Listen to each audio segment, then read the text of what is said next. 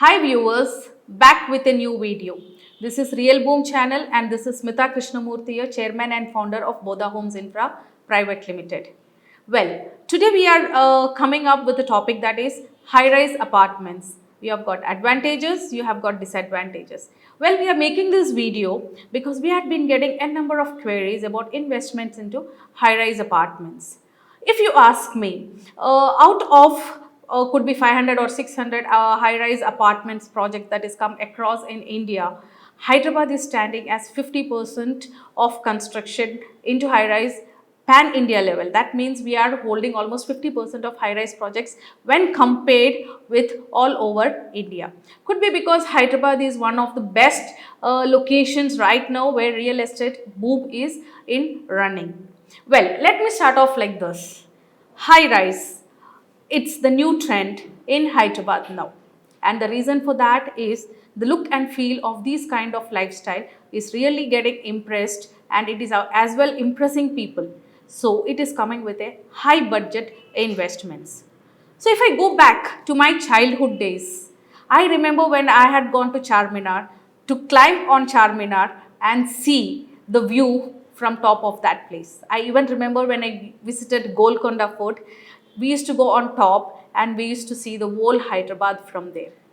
Well, gone are those days. Now, what you see is the skyscrapers and the high-rise apartments. If you start getting into the ORR, then you can see right and left as high-rise apartments.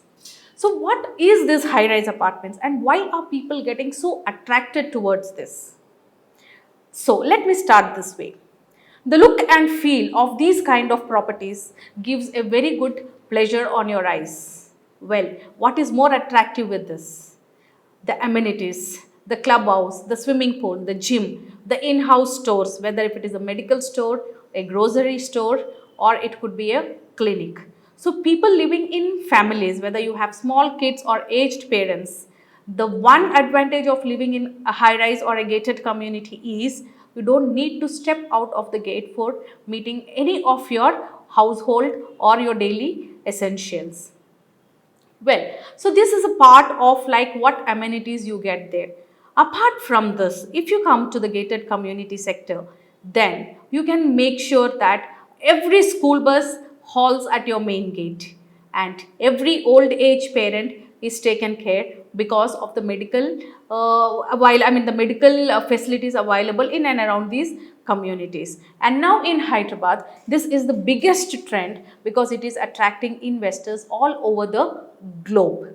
So these are the kind of advantages you have. This also adds 24 by 7 security, whether if it is at the parking lot or it is at the kids play area, the corridors, the lifts, everywhere you are covered. And with the advancement of technologies, every gated community is coming with an app that can be installed in your mobile phone and you can track your visitors, your in and out whereabouts are all tracked in these apps. And these are the, I mean, what you can say, the favorable or the fruitful part of high-rise apartments. When coming to good, you also have the bad things. So we have spoken about all the good things that happens around in high-rise apartments. Now let us also discuss few things that is the disadvantages of living in a high-rise gated communities. Well, when I am mentioning high-rise, I am talking about apartments that is over 30 floors because in Hyderabad we have got communities that is 10 floors, 12 floors, 13, 14, 15 floors. Whereas we consider high-rise apartments like which are over 30 floors. And we have got tier 1 builders and class 1 builders and contractors involved in these kind of construction of these kind of projects. And one more advantage of these investment into high rise is that the construction technology, that is the my one technology that is being used in constructing high rise apartments is the best technology in and around this era, because the quality of construction is very good when it comes to my one construction, and at the same time the span of the property, that is the lifespan of the property, will last you around 60 to 70 years. And when I go back to my childhood days, I have never found any buildings which are over 2 or 3 floors above. And I remember days when I had been to Bashirbagh and I have seen Babu Khan Estate, and that was one of the tallest building in those days. So gone are those days, and now we are in a new era where we are always traveling in between the skyscrapers. So now we have discussed the advantages. Now let us also go to the other side of the fact, and the fact is we also have disadvantages of living in this kind of communities. Well, let me just put it across this way. Out of all the properties, might be 40 to 50 skyscrapers that is being launched, only 6 or 7 properties has been handed over in the previous few months or years. So you cannot judge a property, what are the maintenance issues that is going to come up. Whereas we have a few in our bucket list. So let me just tackle with these kind of issues, that the daily basis what these consumers or what the buyers are facing. So the first issue here is the maintenance issues. That is, first thing, the price is very high as well as the maintenance is very high here. Living in a community like a high-rise apartment is nothing less than a very costly affair.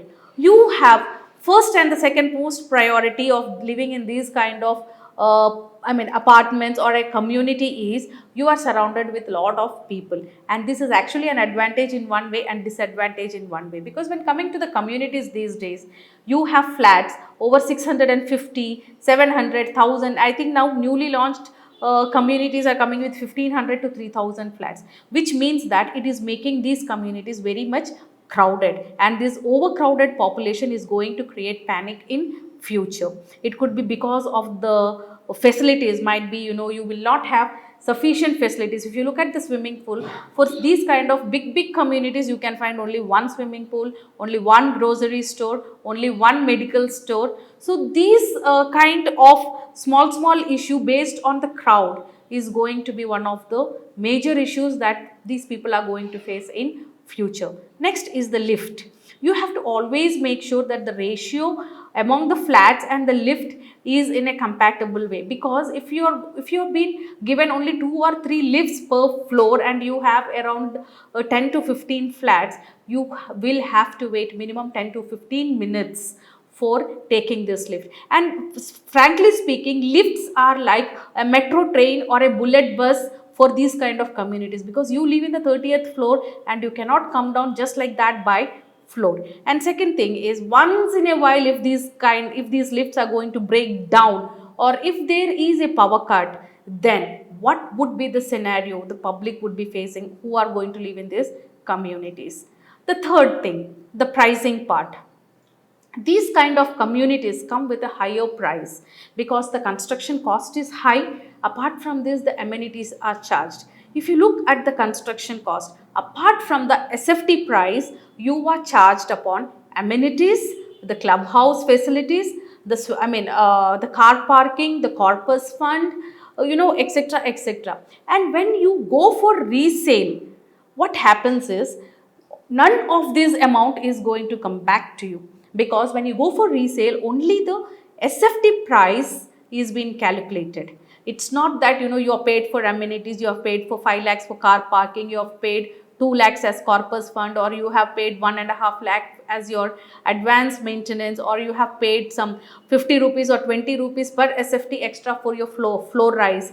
None of this money is going to come back to you when you're going to do a resale, because this is only a one-time investment, and that you have to do it towards your initial days. So when calculating the resale value of these properties, it's only the SFT price and not the amenities cost that is going to be returned. And next thing is the UDS. When you compare a high-rise apartment along with a standalone apartment, the UDS, that is the undivided share of land that you're going to get, is very less when compared to a standalone apartment. If for example, if there is a flat of 10, if there is an apartment of 10 flats, and each flat is I'm talking about a property that is constructed in around 600 square yards, then you're getting around 50 to 60 square yards of land as undivided share. Whereas when you go for high-rise apartments, you merely get 25 to 40 square yards as your undivided share. That means you're losing on the land value, you're losing on the land share in high-rise apartments. That also will affect your